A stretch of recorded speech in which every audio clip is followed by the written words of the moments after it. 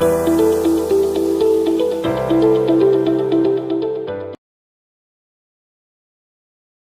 बच्चों, good morning.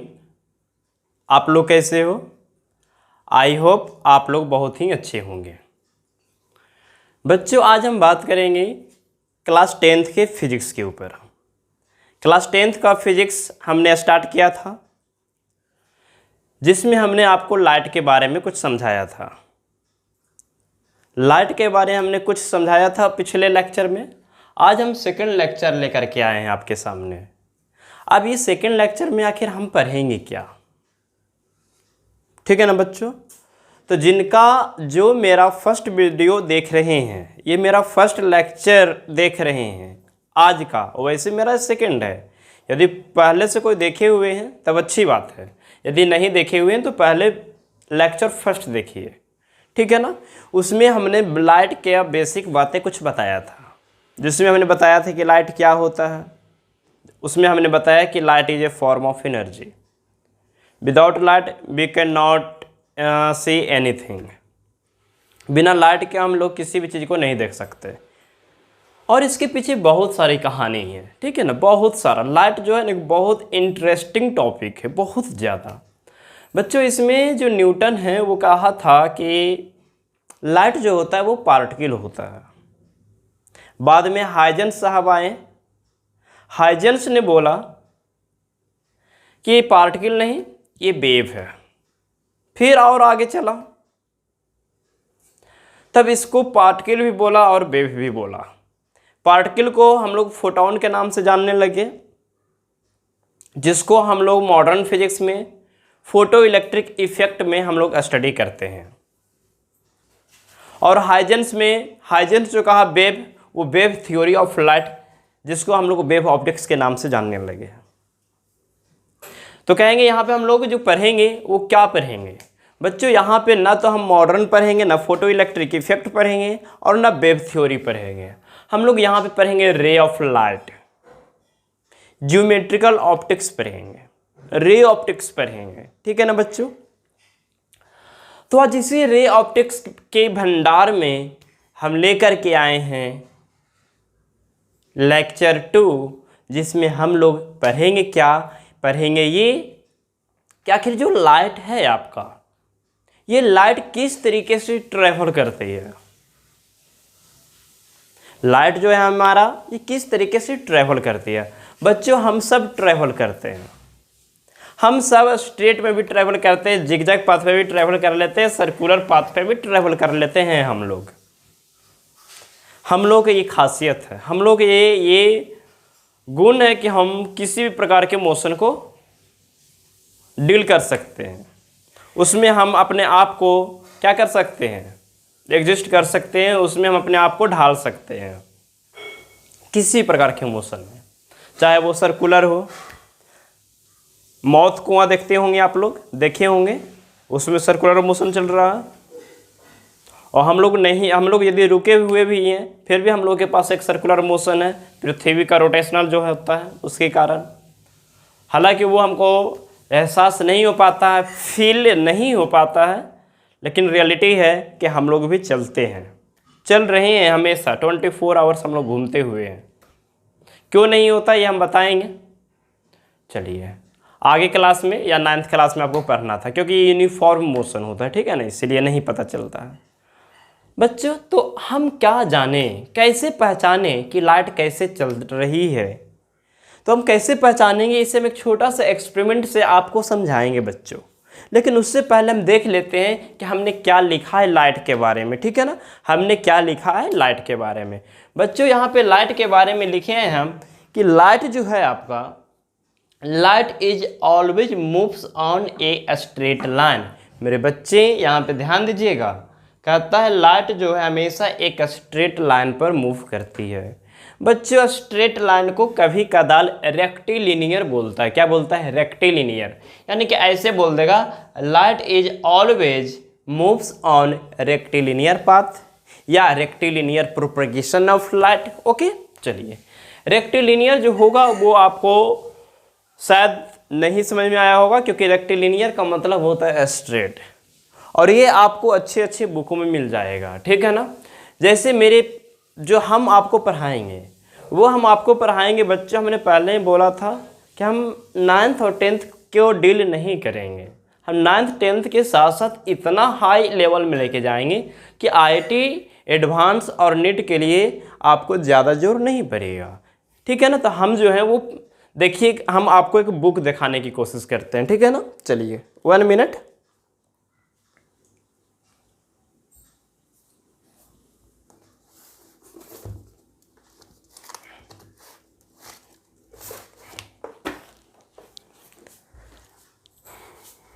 चलिए बच्चों, ये आपका एनसीईआरटी का बुक हुआ है ना, जिसमें आपको फिजिक्स केमिस्ट्री बायोलॉजी सब कुछ मिल जाएगा, है ना। फिजिक्स केमिस्ट्री बायोलॉजी ये एनसीईआरटी हुआ, इसको तो सबको जानते होंगे। लेकिन एक और बहुत ही इम्पॉर्टेंट बुक, इंटरेस्टिंग बुक, ये देखिए आपके सामने आ गया क्या, जिसका क्या नाम है बच्चों, देखिएगा यहाँ पे पियर्सन आईआईटी फाउंडेशन। यानी यहाँ पे फाउंडेशन आईआईटी की फाउंडेशन के लिए, मतलब उसका तैयारी करने के लिए आपको क्लास 10th में ही पियर्सन यदि आप डील कर रहे हो तो आप बहुत ही अच्छे कर रहे हो। यदि सिर्फ आप एनसीईआरटी को फॉलो कर रहे हो, यदि सिर्फ आप एनसीईआरटी को फॉलो कर रहे हो तो बच्चों इससे कुछ होने जाना नहीं है, कुछ नहीं होगा, क्योंकि इसका उतना हैसियत ही नहीं है जितना उसका है, ठीक है ना। ये बुक आपको बस उतना तक ठीक है, सीमित है, लेकिन उसके आगे के लिए ये बुक अच्छे नहीं है। हमेशा एक अच्छी बुक की तलाश कीजिए, और उसके पीछे अच्छी बुक एक बार में समझ में नहीं आएगा बच्चों, ठीक है ना, एक बार में नहीं, उसको बार बार पढ़ना पड़ेगा।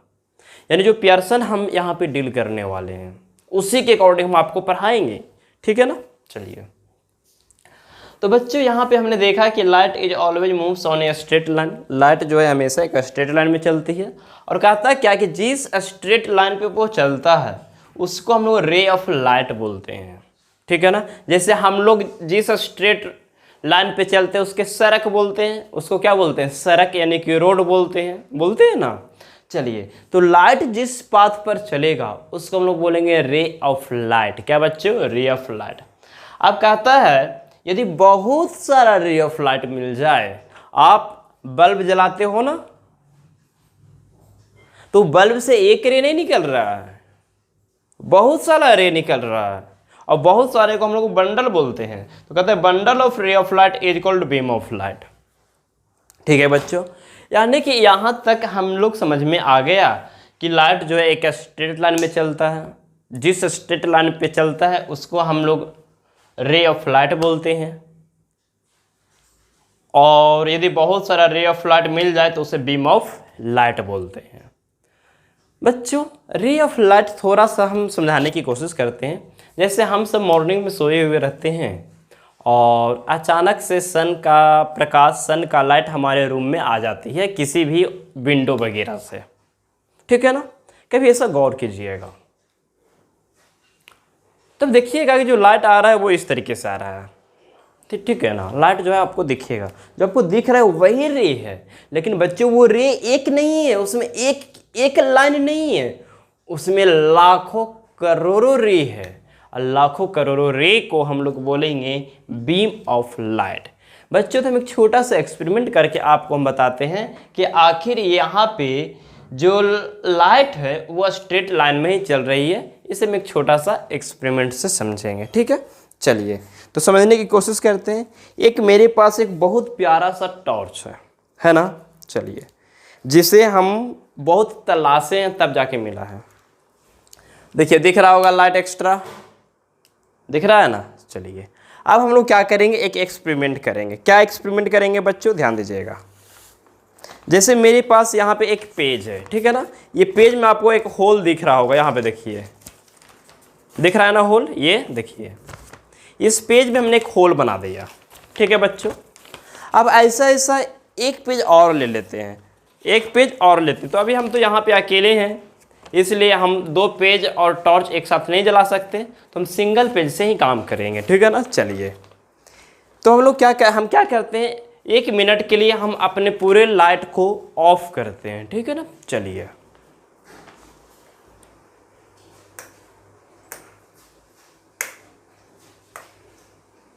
हमने तो लाइट ऑफ कर दिया। चलिए देखिए ये लाइट आपको दिख रहा होगा, चलिए दिख रहा है ना।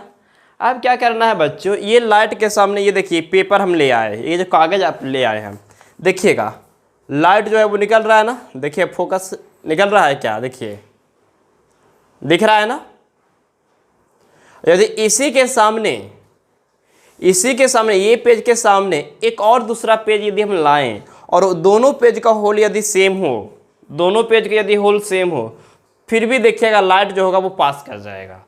लेकिन यदि एक में होल ऊपर और दूसरे पेज में होल नीचे हो, यानी होल ऊपर नीचे हो जाए, सेम लाइन में नहीं आए, तब लाइट देखिएगा पास नहीं करेगा। और यहाँ पे देखिए लाइट आसानी से पास कर रहा है ना। इससे हमें क्या साबित हो रहा है, इससे एक क्या लाखों करोड़ों पेज रख दीजिए और उसका होल यदि आमने सामने हो गया बच्चों, तो वो लाइट पार कर ही जाएगा, उसे पार करने से कोई नहीं रोकेगा, ठीक है ना। चलिए अब यहाँ पे एक चीज़ और समझिएगा, जैसे इससे जो लाइट निकल रहा है ना, वो एक रे नहीं निकल रहा है, बहुत सारा रे निकल रहा है। और बहुत सारा रे को ही हम लोग क्या बोलते हैं,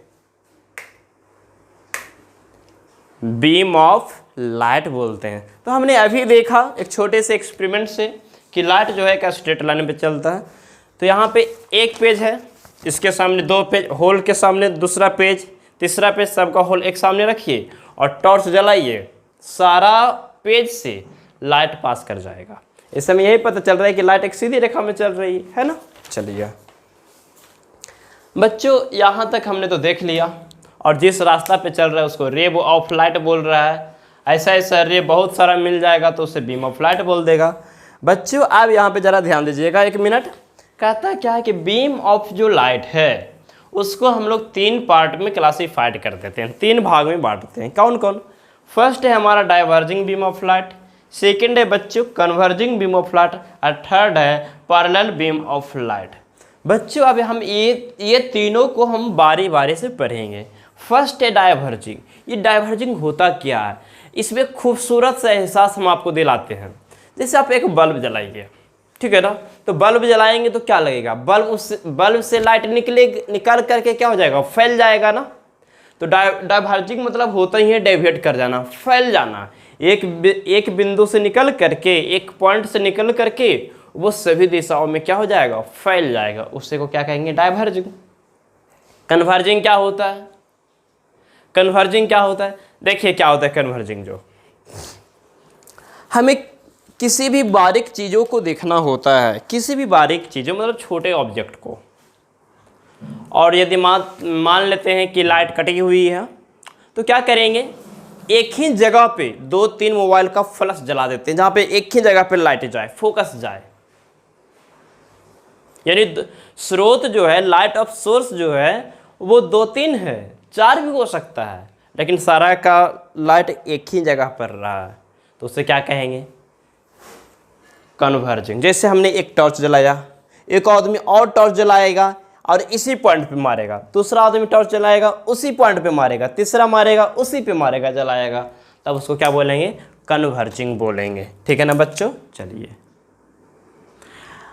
यानी कि और पैरेलल क्या होता है, पैरेलल बीम ऑफ लाइट, एक रे ऑफ लाइट, दूसरा रे ऑफ लाइट, तीसरा रे ऑफ लाइट, सब एक दूसरे के पैरेलल हो। कहेंगे पैरेलल का भी एहसास होता है बच्चों, जब आप हाईवे पे चलिए, हाईवे मतलब कि सड़क जहाँ पे 4 लाइन ये सब वगैरह होता है, उस पे चलिएगा, आपको दिख जाएगा। और 4 लाइन क्या, आप डबल लाइन पे भी देख सकते हो, एक तरफ से जाता है व्हीकल तो दूसरे तरफ से आता है। तो यदि 2 बाइक एक साथ साथ चले तो उन दोनों का लाइट एक साथ साथ आगे बढ़ेगा ना। हाईवे पे हम इसलिए बोले क्योंकि एक रूट जाने वाला होता है तो दूसरा रूट आने वाला होता है। आप यदि जा रहे हो ना, 1 मिनट, यहाँ पे मीटर गया हमसे। आप यदि जा रहे हो तो सिर्फ क्या उस रोड पे आप ही जा रहे हो कि आपके आगे पीछे और आदमी जाएगा ना, तो सबका लाइट जलेगा। क्योंकि आज के समय में तो दिन में भी लाइट जलता है ना। रात के तो बात ही अलग है, दिन में भी आजकल व्हीकल में लाइट जलता है। तो आपका भी व्हीकल का लाइट, आपके पीछे वो भी व्हीकल का लाइट, तो आगे पीछे रहने से क्या, सबका लाइट तो आगे ही बढ़ रहा है ना, वहाँ पे क्या हो जाएगा, पैरेलल बीम ऑफ लाइट। ठीक है, तो अब बारी बारी से सभी के बारे में देखते हैं। बच्चों यहाँ पे हमने लिखा है डाइवर्जिंग बीम ऑफ लाइट। कहता है इन this case all ray of light is deviated from a source of light. एक सोर्स ऑफ लाइट से लाइट क्या हो जाएगा, डेविएट हो जाएगा। ठीक है ना। चलिए, यानी देखिए यहाँ पे ये जो तीर, ये जो एरो है ना बच्चों, ये एरो बताता है कि जा रहा है, और यहाँ पे एरो जा रहा है मतलब ये इधर का मतलब जाना है, इधर का मतलब आना। तो डाइवर्जिंग में क्या हुआ, एक बिंदु, एक सोर्स से निकल करके वो फैल गया। कन्वर्जिंग में क्या हो गया, अलग अलग डायरेक्शन से आ करके एक पॉइंट पे मिल गया। पैरेलल क्या हो गया, in this case all ray of light is parallel to each other, मतलब कि इसमें सभी का सभी रे बच्चों एक दूसरे के पैरेलल होते हैं। ओके, आया समझ में? आई होप आपको यहाँ तक आया है समझ में। तो आया है समझ में तो बिना कोई देरी किए वीडियो को पॉज करके कॉपी कलम निकाल करके जल्दी से नोट्स तैयार कीजिए। ठीक है ना। चलिए, हो गया बच्चों, लिख लिए। अब हम बात करेंगे एक ऐसी सबस्टांस के बारे में जिससे लाइट पास कर सकता हो। ऐसे सबस्टांस के बारे में बात करेंगे जिससे लाइट पार ना करता हो, पास ना करता हो। एक ऐसी सबस्टांस के बारे में बात करेंगे, एक ऐसी सबस्टांस के बारे में हम लोग बात करेंगे जिससे पूरा का पूरा लाइट पास ना करता हो और ना का पूरा पूरा रुक पाता हो। ना कहता है ना अच्छा से खाएंगे ना अच्छा से खाने देंगे, वही बात है। ठीक है ना। चलिए, न जिएंगे न जीने देंगे। ठीक है ना। चलिए, अब बच्चों तो आखिर क्या ऐसा है, आखिर उसको हम क्या नाम दें जिससे लाइट पास कर सके, उस सबस्टांस को हम क्या बोले जिससे लाइट पास कर सके। और वो सबस्टांस होता है क्या, जैसे आप कांच देख सकते हो, यानी कि ग्लास देख सकते हो, ग्लास। आपके मोबाइल फ़ोन में भी जो फ्लश होता है उस पर भी ग्लास लगाया गया है, देखिए लाइट पास कर जा रहा है। वाटर देखते हो, एयर देखते हो, ये सब बच्चों क्या है, ऐसे सबस्टांस है जिससे लाइट क्या हो जा रहा है, पास कर जा रहा है। तो आखिर इस सबस्टांस का नाम क्या थे, तो बच्चों इस सबस्टांस का नाम हम लोग देते हैं, सोचो जरा एक बार, सोचो सोचो, ट्रांसपेरेंट। क्या बोलते हैं, ट्रांसपेरेंट बोलते हैं। ठीक है ना। चलिए, तो हम लोग लिखेंगे transparent substance.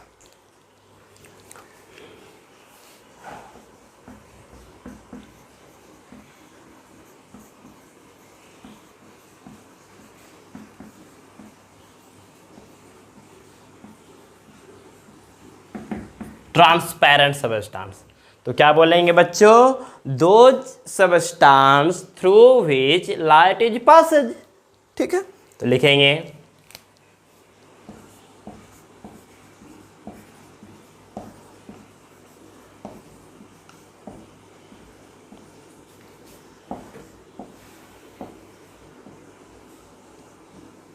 Those substance through विच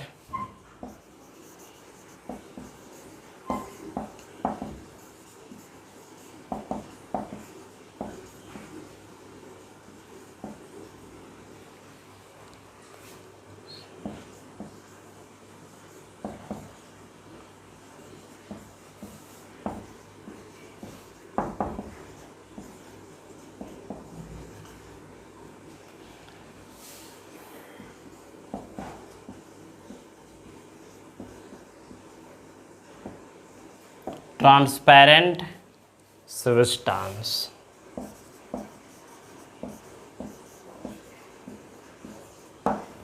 चलिए बच्चों, क्या लिखे, transparent substance, those substance through which light is passes. अब कहता है क्या इसका एग्जाम्पल, तो इसका एग्जाम्पल लिखिए, देखते हैं क्या क्या है। देखिए, इसका एग्जाम्पल आपका एयर हो सकता है, वाटर हो सकता है और ग्लास हो सकता है। ठीक है ना, ETC कर लीजिए। चलिए, अब आगे बढ़ते हैं, ओपेक के बारे में बात करेंगे।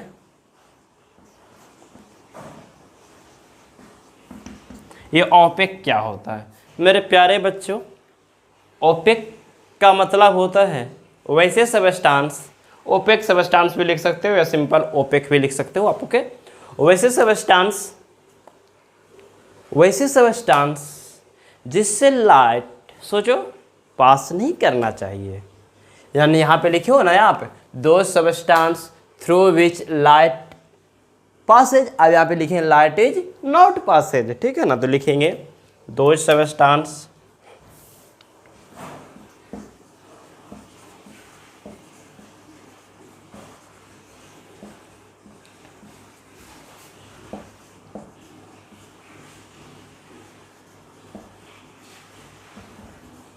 through which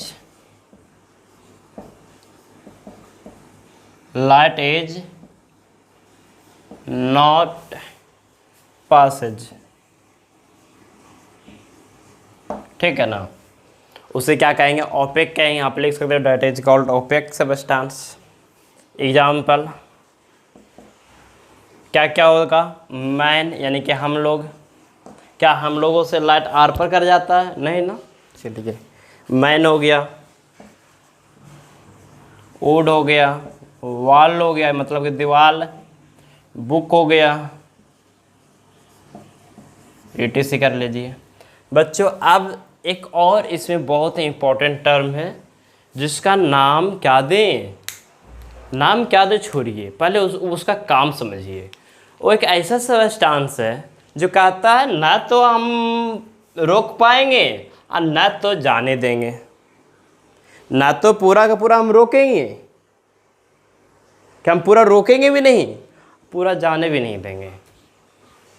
यानी न घर का न घाट का, है ना, न घर का न घाट का। तो क्या हुआ? बीच में रह जाएगा बेचारा। अब बीच में क्या नाम निकाला जाए? क्या नाम निकाला जाए सोचा गया, तो उसका नाम दे दिया गया ट्रांसलूसेंट। क्या नाम दे दिया गया बच्चों? ट्रांसलूसेंट। तो ट्रांसलूसेंट,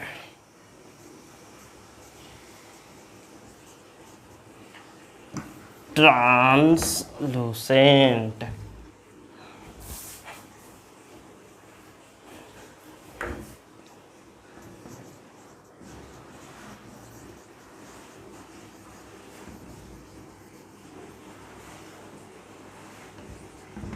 ट्रांसलूसेंट सबस्टांस क्या कहेगा? ध्यान दीजिएगा, दो substance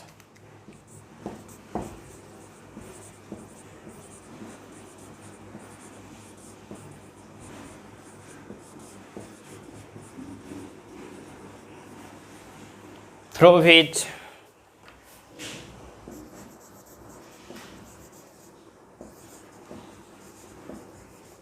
light is partially pass, मतलब वैसे सबस्टांस जिससे लाइट जो होगा वो पार्शियली पास करेगा, या बोल सकते हो some part of light is pass, ठीक है ना। इसे क्या कहेंगे? ट्रांसलूसेंट सबस्टांस कहेंगे। क्या इससे? अब हम ट्रांसलूसेंट का क्या क्या एग्जांपल दे सकते हैं? तो बच्चों आप देखते होंगे ठंडे के दिनों में कुहासा रहता है, तो बाइक यानी कि कोई भी व्हीकल जो होता है वो ज़्यादा स्पीड चल नहीं पाता। ज़्यादा स्पीड क्या, आप पूरे देख नहीं पाते हो जब कुहासा रहता है। देख पाते हो? नहीं, कुछ हिस्सा दिखता है, ऐसा लगेगा कि कुछ आ रहा है, लेकिन क्या आ रहा है आपको पता नहीं चलेगा। यानी कि फॉग आप बोल सकते हो। इसका एग्जाम्पल क्या बोल सकते हो आप? फॉग। चलिए और सोचते हैं, जैसे आपका यदि कोई स्टूडेंट चश्मे का यूज करते हैं, तो चश्मे पे यदि स्क्रैच हम लगा दें, घिस दे उसे, फिर भी वो फिर अच्छा से दिख नहीं पाएगा। यानी कि रबिंग ग्लास, रबिंग ग्लास। और सोच सकते हो जैसे आप जो हैं अपना जो आँख का जो पलक होता है, आईलिड जिसको बोलते हैं, आईलिड बोलते हो ना, तो ये जो आईलिड होता है इसे आप लाइट के सामने रखिएगा, या फिर आप जो एक अंधेरे कमरे में सोए हुए रहिए और अचानक किसी ने बल्ब जला दिया, आपको एहसास हो जाएगा कि बल्ब जला है, ठीक है ना, एहसास हो जाएगा। यानी ये जो है, ये जो आँख का जो ये पलक है, आईलिड जिसको हम लोग बोलते हैं ना बच्चों, ये जो है आपका लाइट को पूरा नहीं जाने देता, न पूरा रोकता है, कुछ हिस्सा आँख में चला जाता है। इससे यानी कि ये जो हमारा है ना, ये क्या करता है, ट्रांसलूसेंट का काम करता है, ठीक है ना। यानी इसे हम लोग इसका क्या बोलेंगे इंग्लिश में, आईलिड बोल देंगे, आईलिड। चलिए, और ऑयलिंग पेपर बोल सकते हो। ऑयलिंग पेपर मीन्स यदि वैसा पेपर जिस पे हम लोग ऑयल गिरा देंगे ना, तो उसके बाद देखिएगा वो फिर से लाइट का कुछ हिस्सा जाने दे देगा। शुरुआत में कुछ नहीं जाने दे रहा था। यदि कोई भी कागज़ है उस पर ऑयल नहीं गिरा हुआ है तो वो लाइट को नहीं जाने देगा। लेकिन बच्चों उस पर यदि हम क्या कर दें, ऑयल गिरा दें, ऑयल यदि हम गिरा दें तो क्या होता है, उसके बाद उसी पेज से लाइट का कुछ हिस्सा पास कर जाता है। यानी कि ऑयलिंग पेपर बोल सकते हो।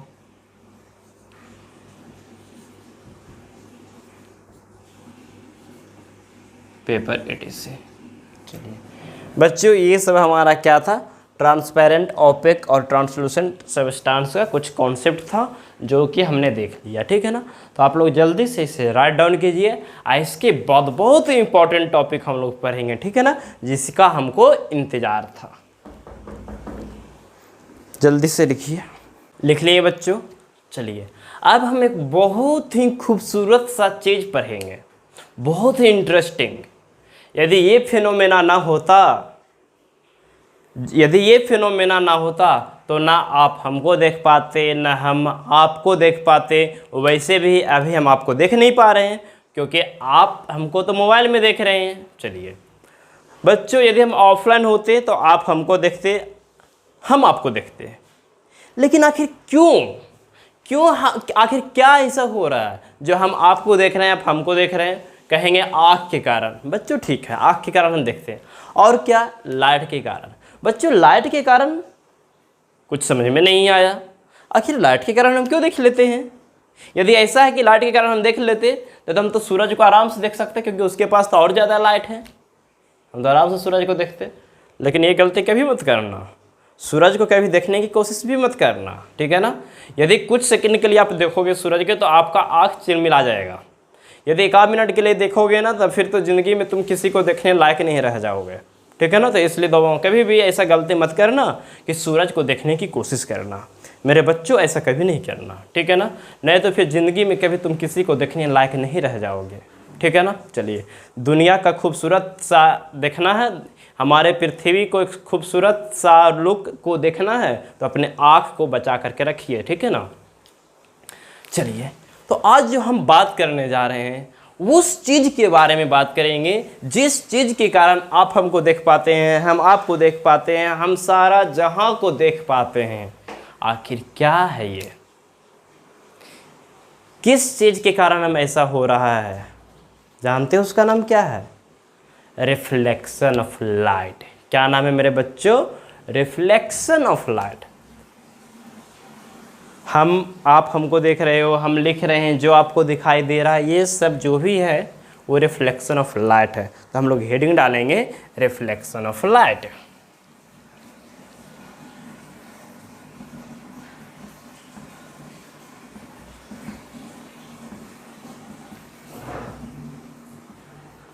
चलिए, बहुत ही खूबसूरत सा फंडा है ये हमारा रिफ्लेक्शन ऑफ लाइट। बहुत ही लाजवाब चीज़ है, बहुत। बच्चों अब हम पढ़ेंगे रिफ्लेक्शन ऑफ लाइट। आखिर रिफ्लेक्शन का मतलब क्या होता है? रिफ्लेक्शन ऑफ लाइट तो कहता क्या है बच्चों, जब प्रकाश यानी कि लाइट किसी भी ऑब्जेक्ट से टकरा करके, जब लाइट किसी भी ऑब्जेक्ट से टकरा करके या किसी भी सरफेस से टकरा करके वापस उसी मीडियम में चली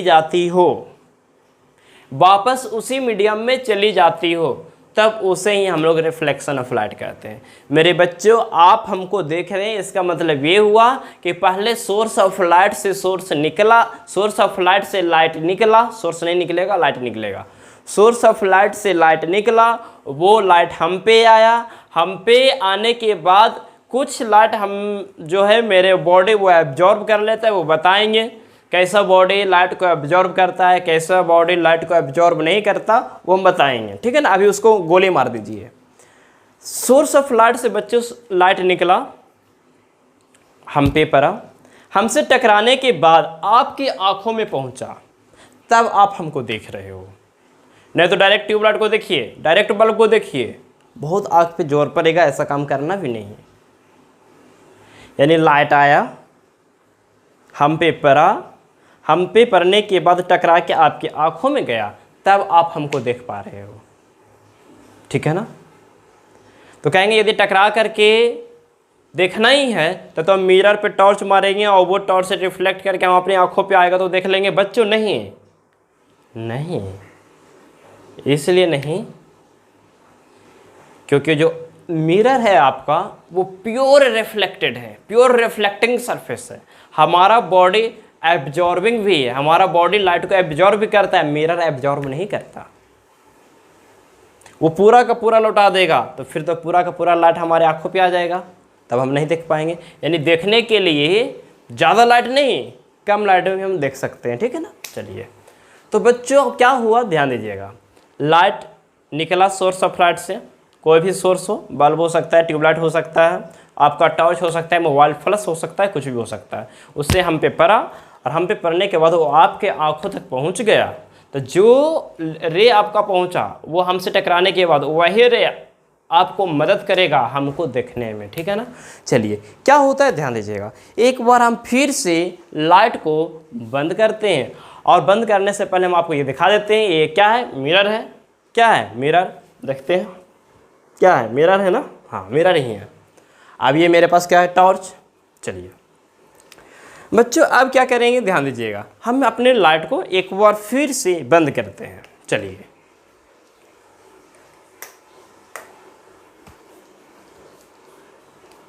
देखिए लाइट दिख रहा होगा। अब क्या करेंगे देखिएगा, लाइट हम यहाँ मार रहे हैं और जा रहा है कहाँ रहा है फोकस, वहाँ पे। लाइट और हम नीचे करेंगे, देखिए रिफ्लेक्टेड और नीचे हो रहा है, और ऊपर करेंगे हाथ अपना और ऊपर भाग रहा है, देखिए, ठीक है ना बच्चों। चलिए, इतना ही नहीं है, आपको जानते हैं क्लास 12th में एक और चीज़ पढ़ना है, वो हम इसमें भी बता देंगे कि यदि ये हमारा मिरर को थीटा एंगल से घुमा देंगे, मिरर को घुमाया जा रहा है, किसको घुमाया जा रहा है, हाथ को नहीं घुमा रहा है, सिर्फ मिरर को। यदि मिरर को हम थीटा एंगल से घुमा देंगे तो बताइए रिफ्लेक्टेड रे जो है आपका, ये कितना से घूम जाएगा, देखिए वो हम बताएंगे। बच्चों यहाँ पे देखिए, अब लाइट यहाँ पे देखिए, जो आपको दिख रहा होगा रिफ्लेक्शन ऑफ लाइट, देखिए दिख रहा होगा ना, लिखा हुआ, देखिए देखिए दिख रहा है रिफ्लेक्शन ऑफ लाइट। अब बताइए ये जो रे है, ये जो आपको दिख रहा है, ये किसके कारण दिख रहा है, क्या टॉर्च के कारण, या फिर ये जो ऐनक से टकरा करके लाइट गया उसके कारण, टकरा कर गया उसके कारण। यानी दिखता है किसके कारण बच्चों, जो लाइट टकरा करके जाता है ना उसके कारण दिखता है, ठीक है ना, इंसिडेंट रे के कारण नहीं दिखता है, ठीक है। चलिए,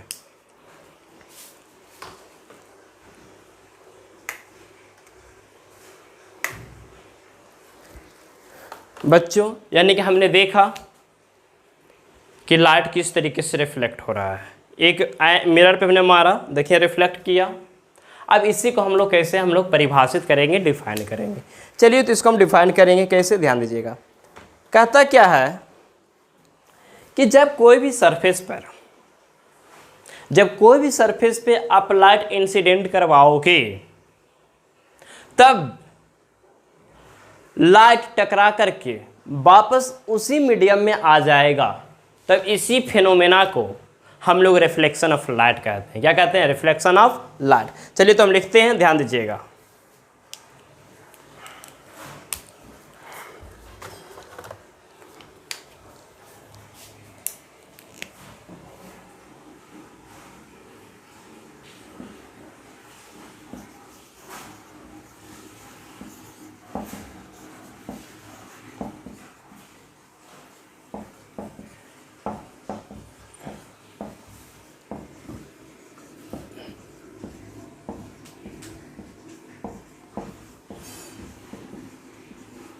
When light ray is incident incident on any surface,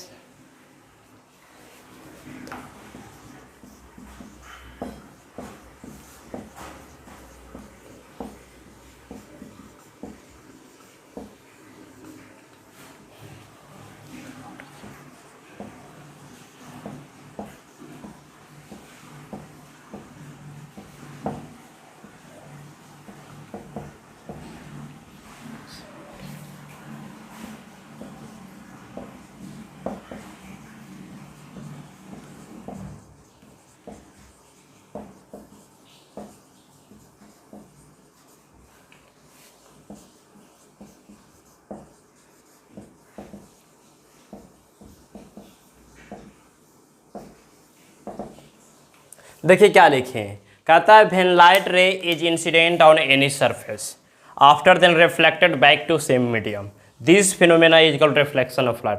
मेरे बच्चों, कहता क्या है कि जब लाइट किसी भी सरफेस पर इंसिडेंट होगा, किसी भी सरफेस पर, when light ray is incident on any surface, चाहे वो सरफेस आपका स्मूथ हो, चाहे सरफेस रफ हो, कैसा भी हो, किसी पे भी पड़ेगा, तो यदि वो टकरा करके रिफ्लेक्टेड हो जाए सेम मीडियम में, तब उसे हम लोग क्या कहेंगे, रिफ्लेक्शन ऑफ लाइट कहेंगे। ठीक है ना।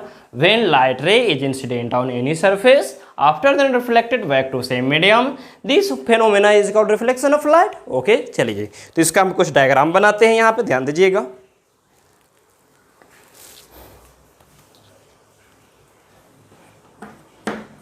डायग्राम बहुत इंपॉर्टेंट है बच्चों, ठीक है ना।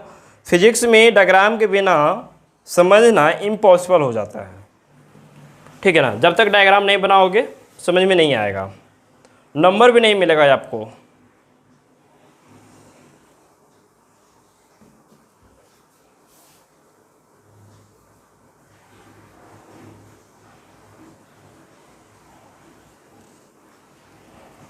चलिए ध्यान दीजिएगा, ये हमारा सरफेस हो जाएगा, ये है हमारा सरफेस, ये है हमारा सरफेस।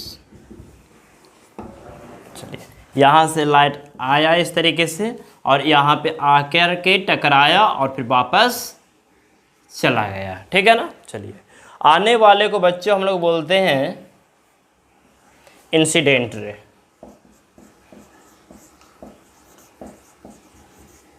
इंसिडेंट रे, और जो चला जाता है उसको बोलते हैं रिफ्लेक्टेड रे।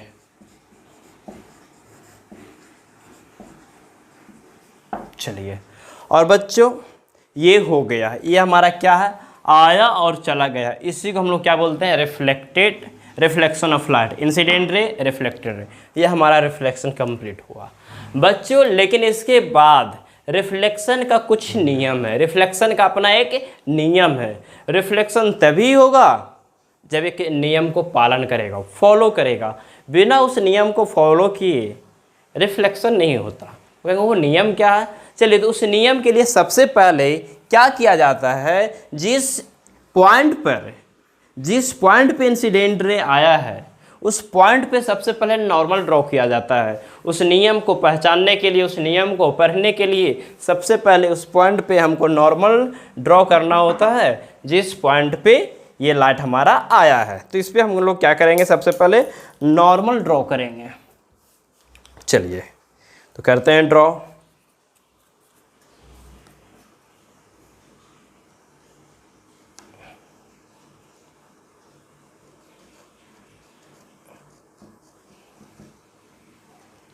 चलिए, ये इसको हमने नॉर्मल ड्रॉ कर दिया, यहाँ पे इसका नाम दे दीजिए नॉर्मल, एन लिख लीजिए। यहाँ पे एन लिख लीजिएगा कि एन आपका नॉर्मल है, एन आपका क्या है, नॉर्मल।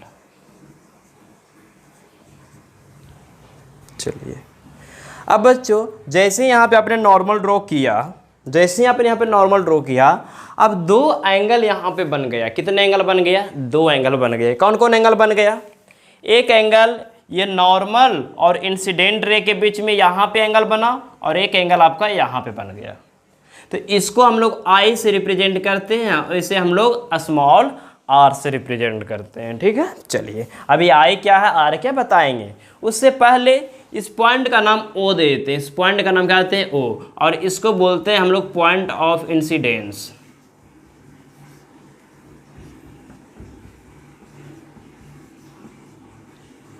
पॉइंट ऑफ इंसिडेंस, ठीक है ना। चलिए, जिस पॉइंट पे इंसिडेंट रे आया है, जिस पॉइंट पे नॉर्मल आपने ड्रॉ किया है, जिस पॉइंट से लाइट रिफ्लेक्ट हुआ है, उस पॉइंट को हम लोग बोलते हैं पॉइंट ऑफ इंसिडेंस। ओके, चलिए तो क्या कीजिएगा, आपको क्या काम है, यहाँ तक पहले राइट डाउन कीजिए। ठीक है ना। चलिए, उसके बाद हम लोग देखेंगे लॉज ऑफ रिफ्लेक्शन क्या होता है। ठीक है ना। चलिए, उससे पहले एक बार और समझ लेते हैं।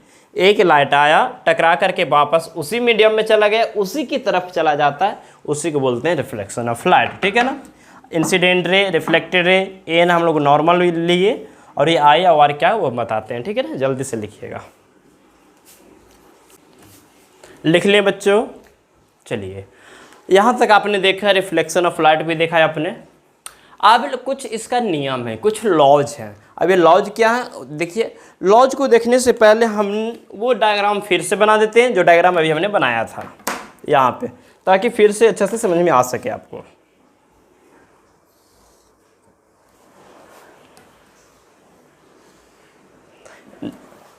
दोबारा डायग्राम नहीं बनाना है आपको, ठीक है ना, क्योंकि आपकी कॉपी में डायग्राम बना हुआ है।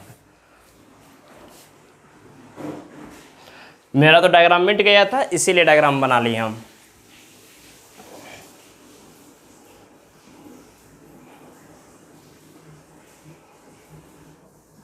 चलिए, यहाँ पे हमने आई दिया, यहाँ पे आर दिया, इस पॉइंट को नाम दिए point of incidence,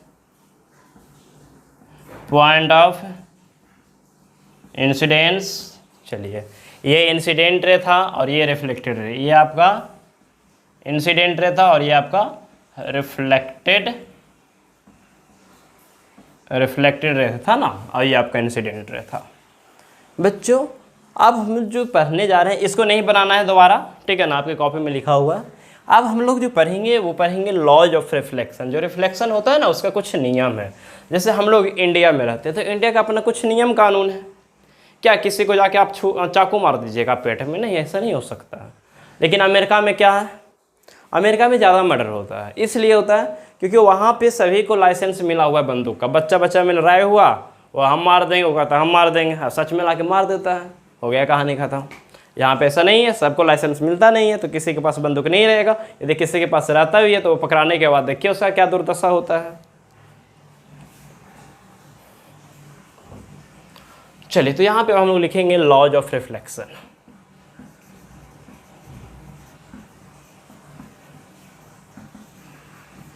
laws of reflection, ठीक है ना। चलिए,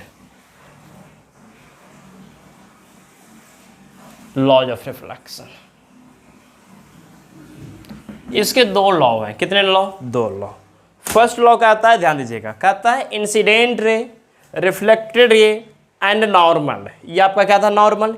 incident ray, reflected ray and normal lie in the same plane, lie in the same plane, एक ही प्लेन में लाई करेगा। देखिए, सारा का सारा एक ही प्लेन में, और एक ही प्लेन के साथ साथ एक ही पॉइंट पे भी। ये नहीं कि इंसिडेंट रे यहाँ क्या है तो रिफ्लेक्टेड यहाँ से हो रहा है, नहीं, दोनों एक ही पॉइंट से हो रहा है ना। चलिए, तो फर्स्ट लॉ हम लोग लिखेंगे, ध्यान दीजिएगा। फर्स्ट लॉ हम लोग लिखेंगे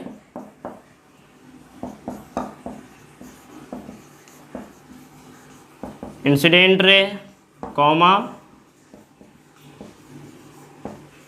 reflected ray and normal, incident ray, reflected ray and normal lie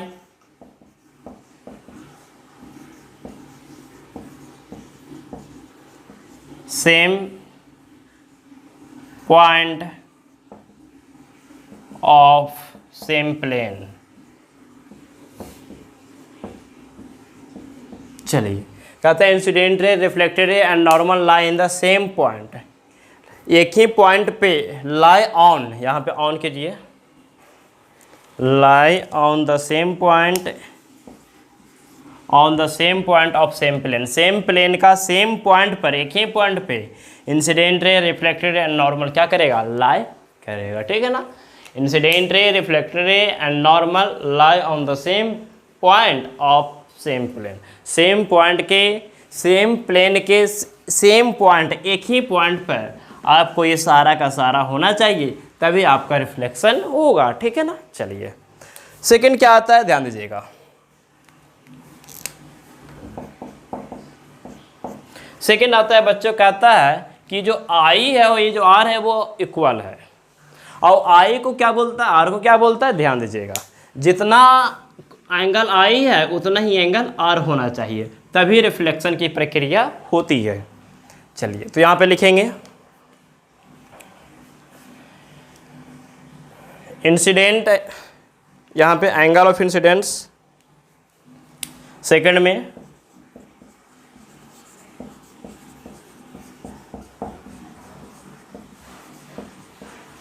angle of incidence is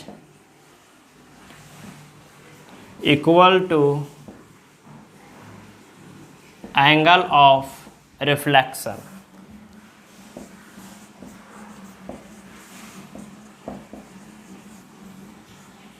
angle of reflection को आर बोलते हैं और एंगल ऑफ इंसिडेंस को हम लोग आई बोलते हैं, ठीक है ना। चलिए यानी कि आप कह सकते हो that is i equal to r, यानी कि angle i equal to angle r. अब आपसे कोई पूछ देगा कि बताइए कि एंगल ऑफ इंसिडेंस जो है आपका ये क्या है और एंगल ऑफ रिफ्लेक्शन ये क्या है। कोई पूछ देगा तो क्या कहिएगा, कहिएगा एंगल ऑफ इंसिडेंस जो है आपका ये इंसिडेंट रे और नॉर्मल के बीच का एंगल है, और रिफ्लेक्टेड रे और नॉर्मल के बीच बने एंगल को हम लोग एंगल ऑफ रिफ्लेक्शन कहते हैं, ठीक है ना। चलिए तो इस बात को हम लिख लेते हैं।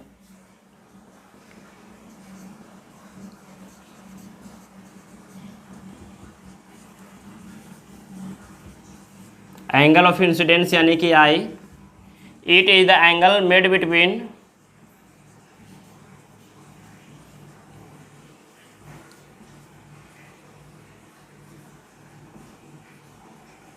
it is the angle made between incident ray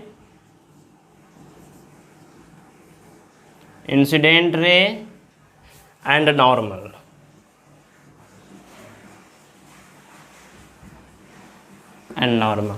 angle of incidence, it is the angle made between incident ray and normal, यानी एंगल ऑफ इंसिडेंस जो है ये एंगल बीच का है, किसके बीच में बन रहा है, इंसिडेंट रे और नॉर्मल के बीच का।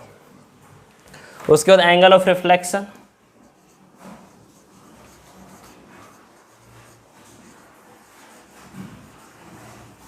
एंगल ऑफ रिफ्लेक्शन यानी कि आर।